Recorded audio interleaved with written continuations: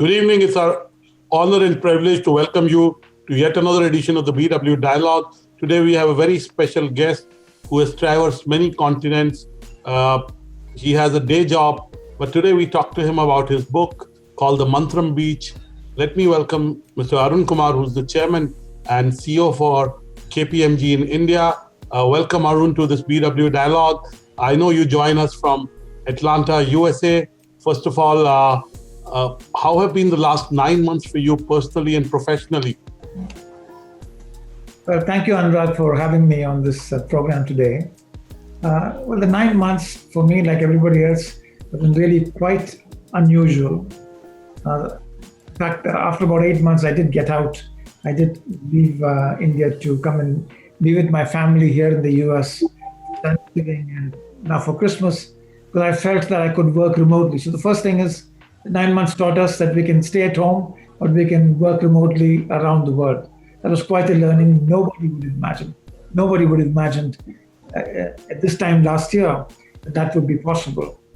But now that I'm here, I'm able to work like we're doing now, have a conversation remotely. So 9 months has been a time of great learning. It's been a time of really showing us the potential of what we can do without a lot of the things that we take for granted. Like we take for granted that we have to travel to meet people and do things. I myself would spend 5 or 6 days in my office in Mumbai. I was out elsewhere most of the time, either meeting with clients or in various meetings in India, sometimes outside. But all that I did not need to do, could not do the last 9 months.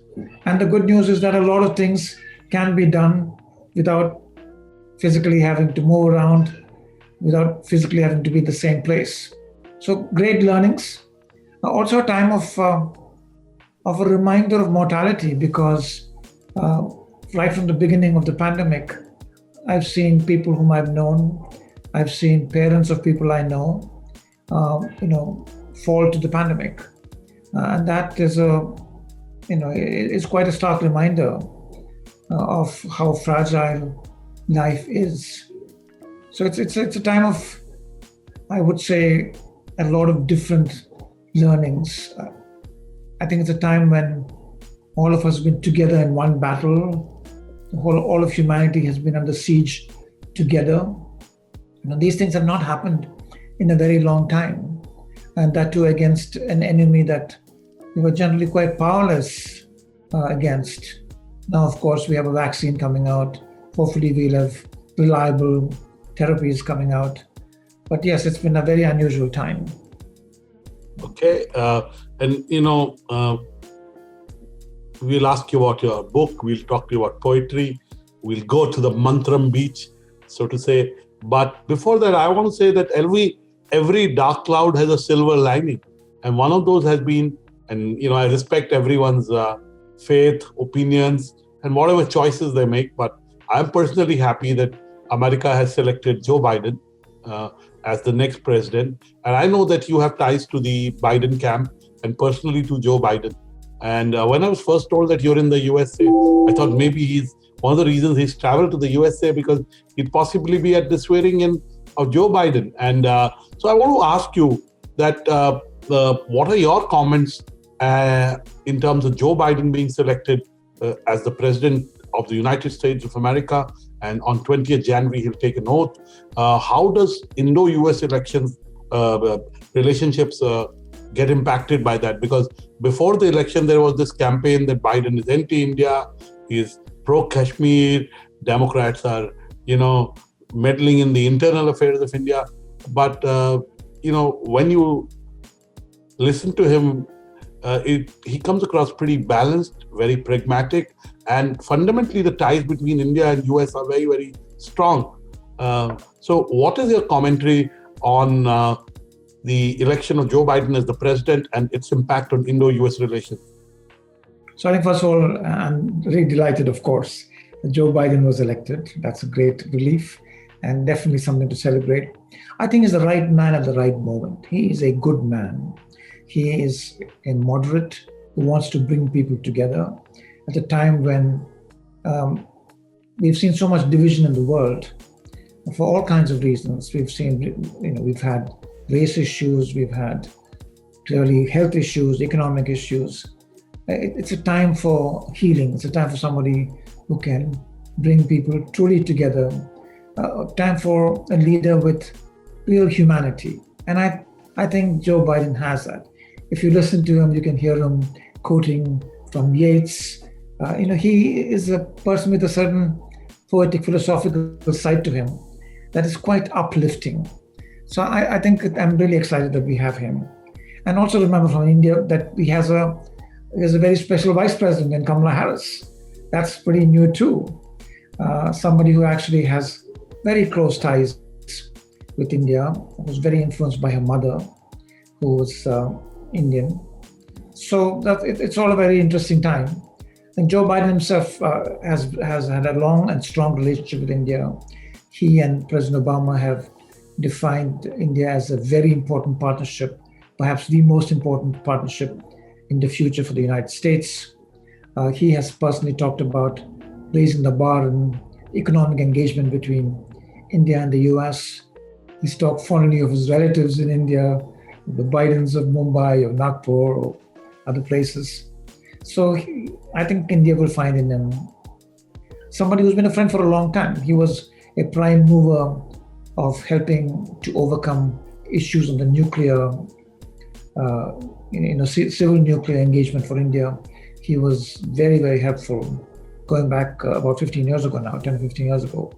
So I think there's reason to really look forward with a tremendous amount of optimism to advancing US-India relations under the Biden presidency. And by the way, US-India relations advance under very bipartisan. There's bipartisan support for the relationship, across the United States. Thank you so much. I don't want to link this up, and I'm no way suggesting what I'm going to say, but it did occur to me that you did work as an Assistant Secretary of State, Secretary of Commerce for Global Markets, and Director General of the U.S. Commercial Service in Washington, D.C. Now, clearly you worked in the U.S. government, you worked in the private sector, you worked with Tatas. Do we see Arun Kumar returning in 2021 to a role that is about policy in the US administration? Do you see that as a possibility, or I'm just overthinking? No, I think 2021, I'm flying back to Mumbai on January 9th, and I will be there. So you're not even staying for Biden's swearing in? And I'm back in Mumbai, right the first week of January. So that's clearly not on the cards. Returning back to... I'm definitely coming back, and I'm definitely very focused on the job that I have to do with my colleagues in India. Okay. Now, let me ask you, you studied at the Massachusetts Institute of Technology, and clearly pandemic has in some way discouraged Indian parents to send their children to US, which is the largest destination for Indian students to study abroad. Give us a sense, do you think in 2021, once we have a vaccine or Corona subsides, will we see Indian students flocking US universities, or do you think there is a permanent shift in finding educational institutions closer home for Indian students to study?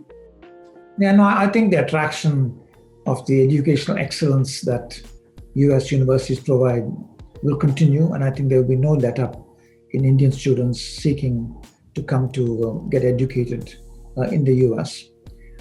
However, the pandemic has taught us that you can do a lot of distance learning. So a number of students whom I know in India who had signed up, who had actually enrolled in many US universities, were actually working from home all the time. They were doing everything online. So we may see hybrid forms emerging as we go forward. But I don't really see a let-up. I think... You're saying see it as a temporary disruption? I think it's a temporary disruption. I'm not even sure how big a disruption it was, because there are a lot of students who are studying from India who doing their pro courses sitting at home. Okay. Because really you're right. The quality of education, the exposure with the kind of diversity of students, and the quality of the faculty. In the US, the faculty moves in between government jobs, from research to industry. So the quality of faculty, I would say, is among the best in the world, or the best in the US university. Now, from the year 1973 to 1978, you were working at the Tata Administrative Services in Mumbai. You're part of TAS. Can you share your experience of working in Mumbai in the early 1970s at TAS? India was still kind of emerging at that point of time in the consciousness of international business community. And how were your initial years of professional practice, so to say? I joined the TAS right after my bachelor's degree. So I was 19, 20 years old when I joined. And I was fortunate to work with Mr. Ratan Tata, who then was running one of the companies in the group. And the other day, when I told him, Mr. Tata, you were my first boss, he said, guess what? It was the first time that I was being a boss as well. So I feel in a way it was time learning from him, time learning for me. So I was lucky to work with him because he had been trained as an architect and engineer. He had a very scientific approach to problems. He was very curious. He was very interested in learning of all kinds. He was aesthete in the way he looked at products. So it was just a tremendous pleasure for me, a tremendous learning experience to work with him. It's such a formative age of my career. I mean, it was like going to business school on steroids. It was just a tremendous learning experience. Now he is a very unassuming and humble person, so that added to the charm of working with him.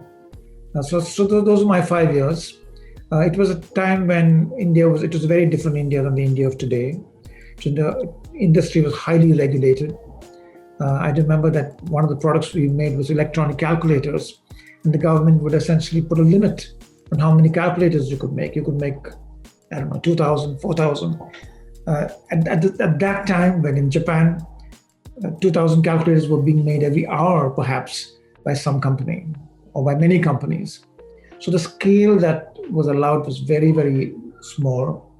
So industry was really hamstrung. I think the entrepreneurial energies of Indian industry were held back by the license regime. And I know it firsthand because I was there. For every little thing, one had to go to Delhi and get approvals, not from just one place, but from multiple agencies with alphabet soup of acronyms, the DGT, some foreign exchange authority, etc., etc. So it's a very different India. And at that point, if a foreign company wanted to come to India and invest and bring some technology, that was also very difficult. And I know we were involved in trying to make all that happen. And those were very, very challenging. Remember, it was a time when IBM was asked to leave India. So it was a different time. And of course, things changed after 1991. But for me, living in Bombay was also an education because remember, I was like 20, 25 years old. And that was the time I was here. And in Bombay, I found was my first big city. I'm from Kerala, and the art scene, the theater scene, the literary scene were all very, very exciting and educational for me.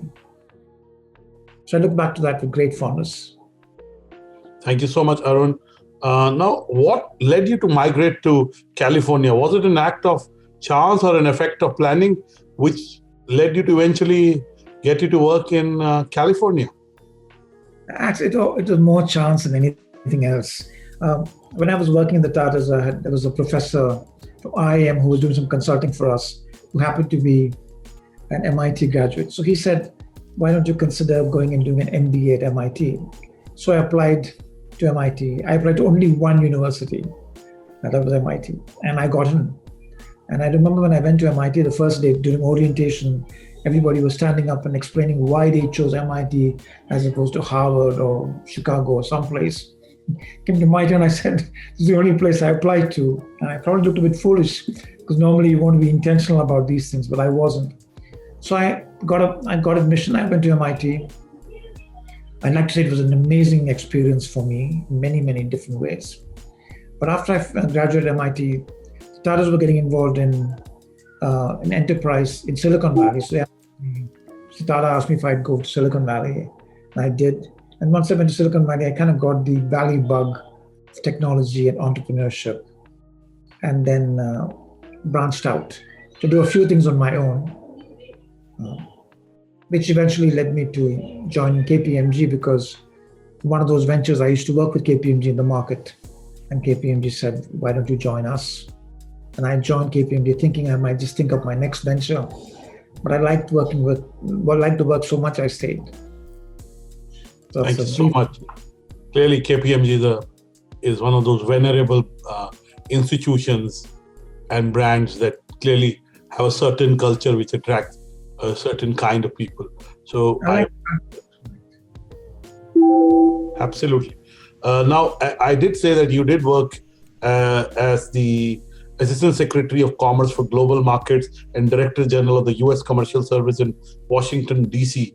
Would you share with our audience the modus operandi of operations at the U.S. Department of Commerce? And do you think, has it kept pace in the last 3 decades? Sure. So I'll focus on the area I was working on. Because the U.S. Department of Commerce is a behemoth organization that includes in its ambit a number of different functions: economic development, the weather service, the Census Bureau. So it's got a lot of different things. But the area I was focused on was on international trade. And I was heading the Global Markets Bureau, which had people in 78 countries and all the 50 states, all focused on increasing US exports, increasing FDI into the US, and helping US companies address issues of market access and things they need to do to be successful around the world.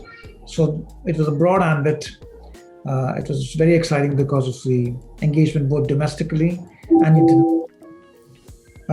and the ambitions that we had to help raise the bar in US exports and investment into the US. What I found was that there was a career team of very dedicated people who were very dedicated to public service. And when you come from the private sector, one has very little idea of what to expect in the public sector.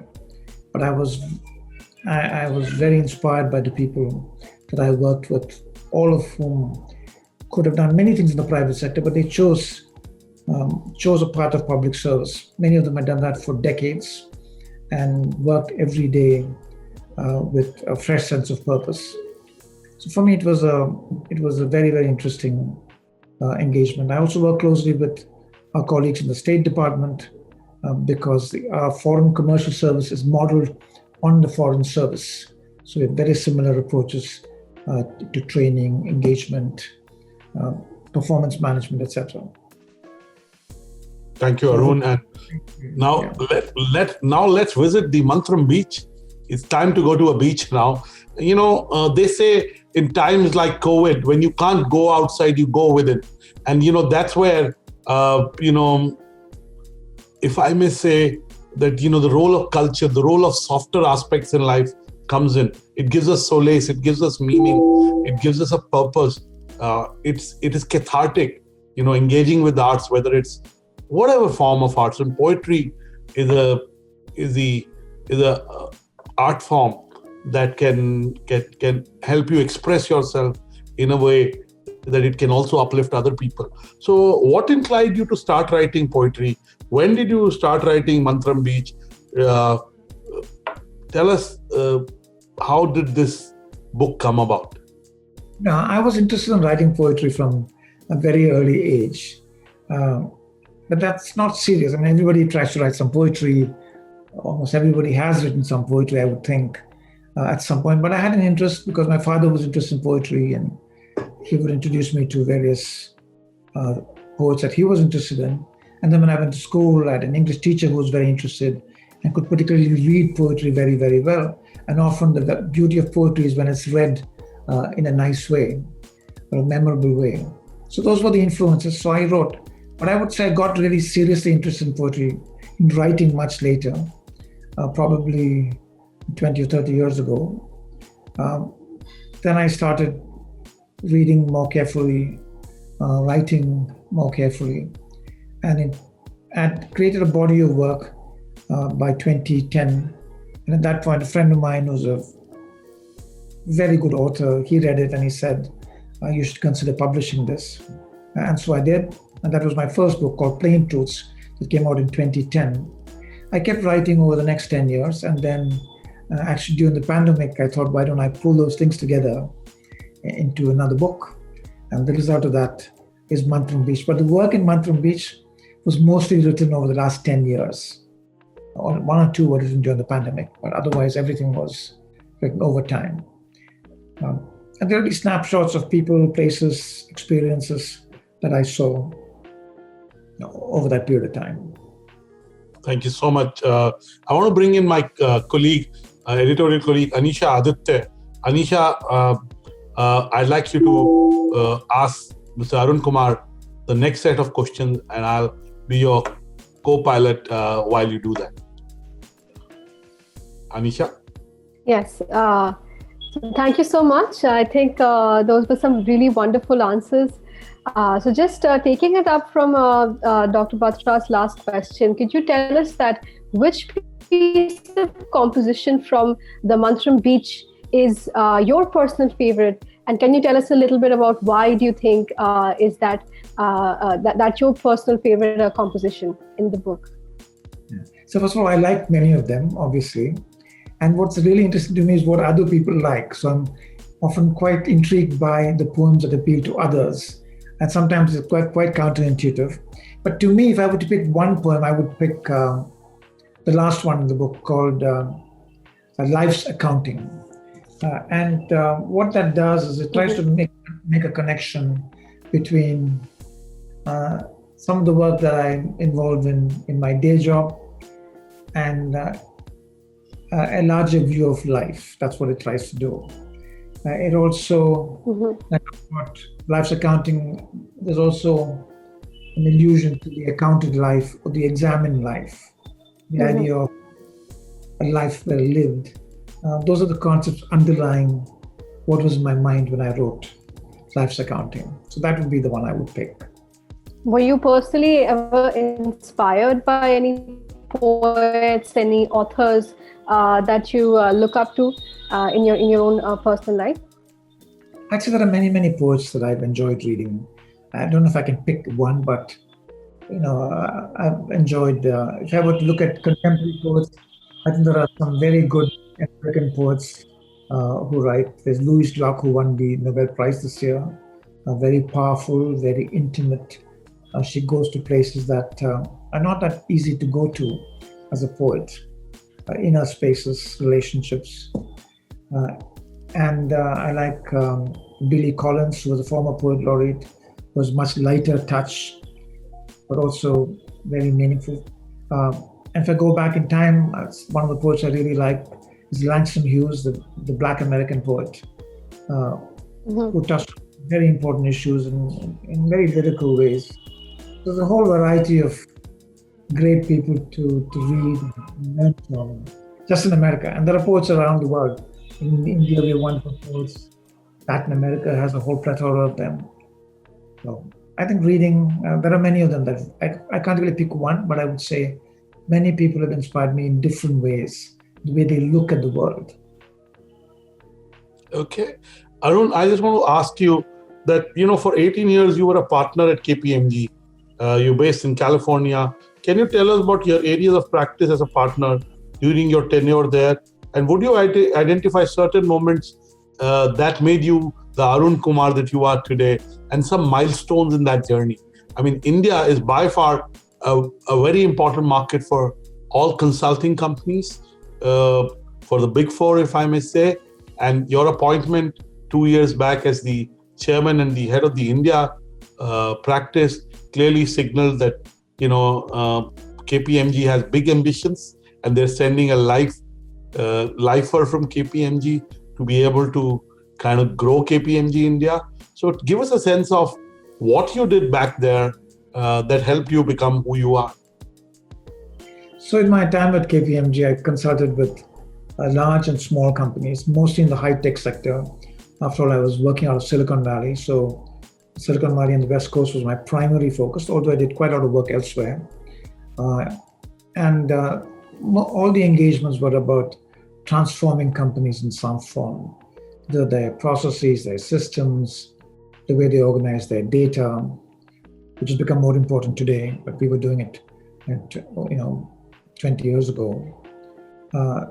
It's really about transformation, doing things differently so that corporations could stay competitive. They often meant a lot of change in the way things are done. So how the change was managed was really important.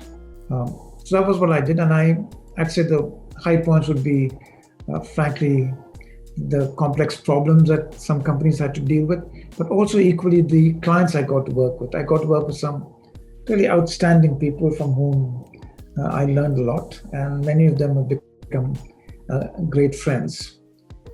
If I have to look at defining points, I'd say one point would have been when I got elected to the board of KPMG in the US, where I got to serve and contribute in many ways in multiple areas around the firm in terms of contributing to ideas or contributing through board work. So that was definitely contributing, creating more leaders in the company. Helping to shape thinking. I think that was really very, very satisfying. Another area where I got involved by chance, was an additional role I picked up to lead our work between India and the US.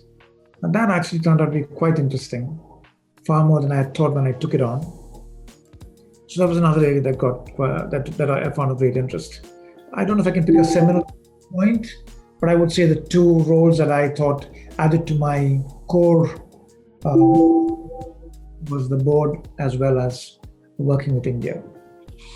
About coming to India, I actually came after, I had left I had retired from KPMG, and then I'd gone to the Obama administration, and I'd also concluded the Obama administration. And so I feel I've been to two retirement parties and I've come back. So KPMG, the global chairman and his colleagues asked if I would come back to India, and the KPMG partners in India asked me to come back. So that's how I came back to India after 39 years away from the country. Although I don't feel like... Yes, of course, it's like homecoming, It's pretty much like homecoming. But I was quite in touch, because in many ways, I was in touch with the country. And Anisha? Yes. So, of course, you've been in several leadership positions throughout your career, undertaking core administrative operations of different companies. Would you say that there are certain top epithets that a leader must possess, and which would you say those are? I feel that each leader has to find their own way. Each one has a certain style, certain approach. So I would think every successful leader has his or her own style. But if I were to look for some common points, I would say that having an ambition for the organization is important. Not for oneself, but really for the organization. I think that's a really important aspect of a leader. And ambition can translate into vision that people feel they should follow. I would say that's probably that would be three, that would be one of them. The second one, I believe, is empathy and caring for one's people. I think one has to care for one's people. And that would mean the people in your organization, but also stakeholders, your clients, or other people you work with, or your communities.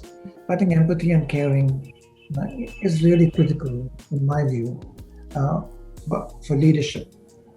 And maybe a third one would be having clarity of communication. People understand what you're thinking, being clear in your thinking, and being transparent and clear. I think those would be three things I would call out as would be valuable. But each one will have you can look around and see that people have different styles, and many of them can be equally effective. So I would not be prescriptive. I would just say that these are things that I feel are important. Yes. Okay, Arun, before COVID, there were certain rules of leadership. A lot of them still stay because they are, timeless. They're ingrained with the principles of humanity. But post-COVID, what do you think are the layers of leadership that every leader needs to add? I think empathy, which I mentioned, is going to be even more important than ever before. Organizations have stuck together and worked together, really under duress, not being able to meet, not getting that actual palpable energy you get when you're together with other people, working through that. Sometimes this has led to burnout and real stress. So I think being aware of that and working with that and helping alleviate all that, I think that's going to be more important than ever before. I think empathy, caring is going to be very, very important for leaders as we go forward from here. And I think this is an area where the world over, people have done a good job. People have really said, let's first protect our people. Let's make sure that jobs are protected. Let's make sure that our people are able to succeed, even in a tough situation. Generally, at least certainly where I work and when I look around in our firm and in our firms around the world, that's what I see. Generally, a feeling that this is a time to hang together, take care of each other. Okay, my last question before I get Anisha to ask the last question. As we move into 2021, the budget is about 37 days away. When you talk to your clients, KPMG's partners, what are your expectations from the budget 2021?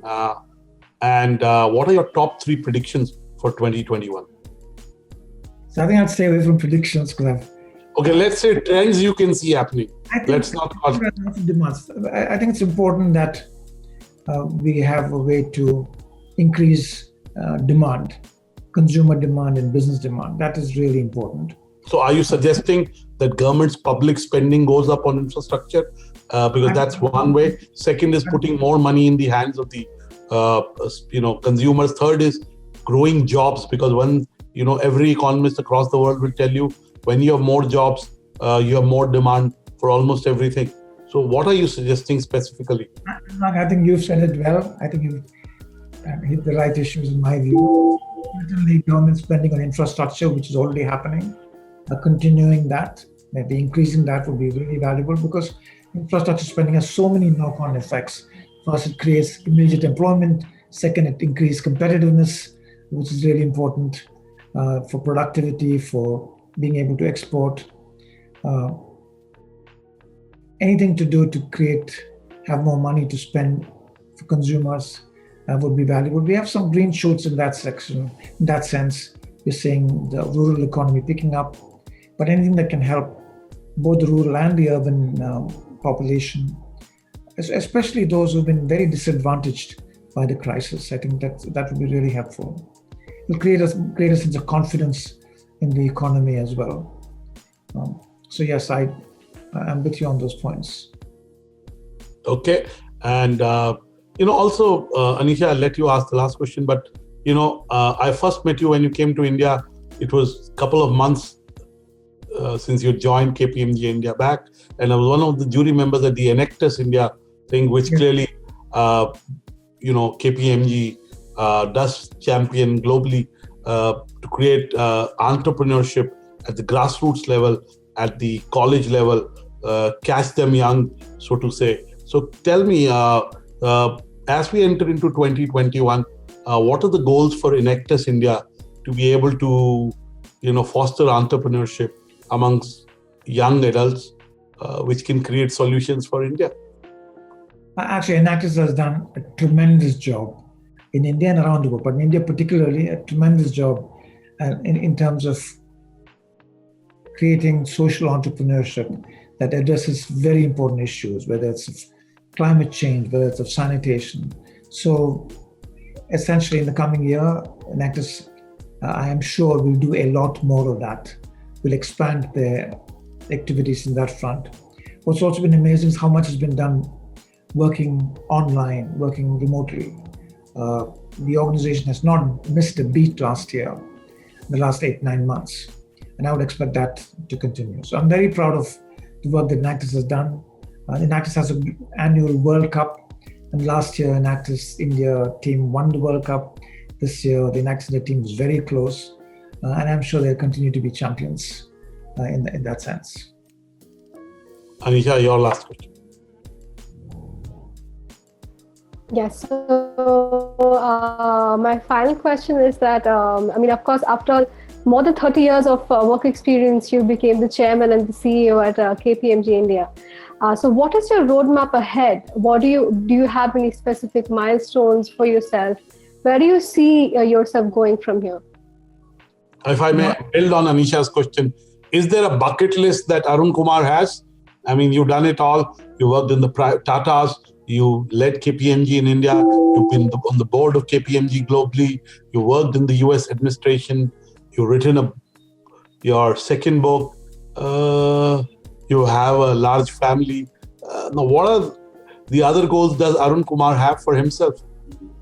I would say, first of all, when you say all that, I feel terribly, terribly fortunate in having had all that experiences. I'm not one. I'm one who's never really done it. I frankly have really gone with the flow. I think I've done things that I've enjoyed doing, and often they've led me to the right places. So it's none of what I did. My coming back to India was not planned. My joining the Obama administration was not really planned. If you asked me a year before I joined, it would not have been on my plan. So I'm one of those people who really hasn't planned going forward. I've really gone with the flow, and I really do believe that the flow will take me somewhere. As long as I enjoy what I'm doing, I'm quite okay with it. I think what's probably quite clear is that I will do something. I wish I could be one of those folks who could say, okay, I'm now stopping and I'm just going to go on the golf course. Because I admire those people who can say, okay, I've done that. Now I'm going to focus on recreation, doing something else. Unfortunately, I'm not that yet. Maybe I will be someday. Right now, I think I will continue to be engaged, doing something somewhere in some form. So I do look forward to another several years of being very active intellectually. But beyond that, how, where, when, I just go with the flow. Okay, I said last, but I want to ask you these two add-on questions. One, in 2021, what do we see as KPMG India's focus? Clearly, technology transformation is on every MNC and Indian corporate's mind. COVID has been a forced digital transformation officer, if I may say. So what can we expect at KPMG India in 2021? And second, as an individual, as a leader, who are the other leaders that you look up to and why? Okay, so I would say that in India, digitization is going to be very, very big, India and globally. So you could expect that KPMG will play a very big focus on digital transformation. Everything will be digital in some way. So that's going to be one. Two, there is a big change in the way businesses are looking at what they do. So many businesses are now trying to focus more on their core strengths and have others do other things for them. So the whole business model is changing, and we will play a big role in that changing business model, both in India as well as with global clients. Three, there will be more mergers, acquisitions, divestments happening as companies reconfigure to become competitive. And we will play a very big role in that space.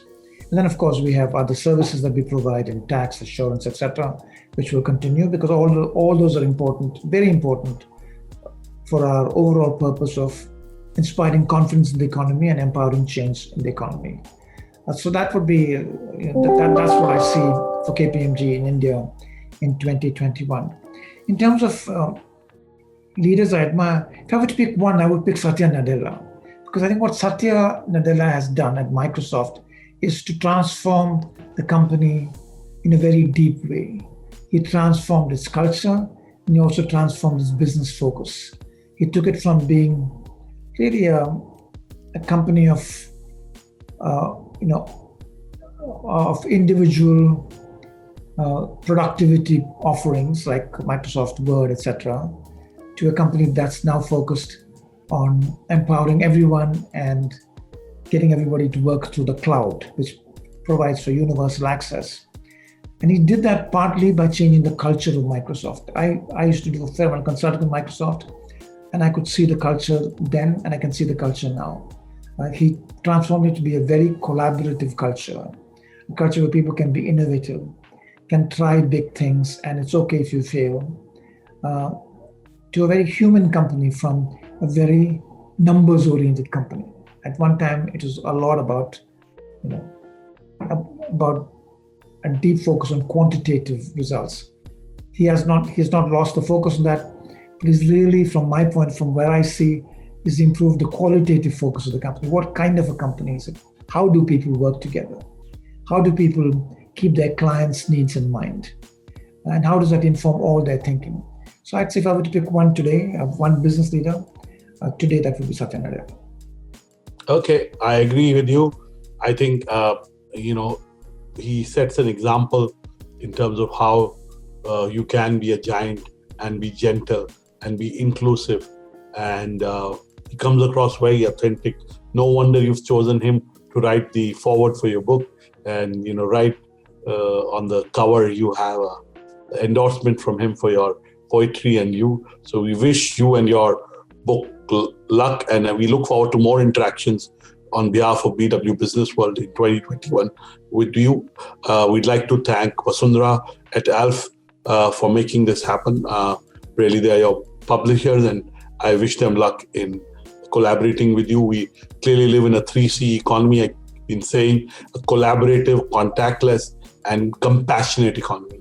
So I think if we have to survive, we have to build on these three tenets of the new digital economy.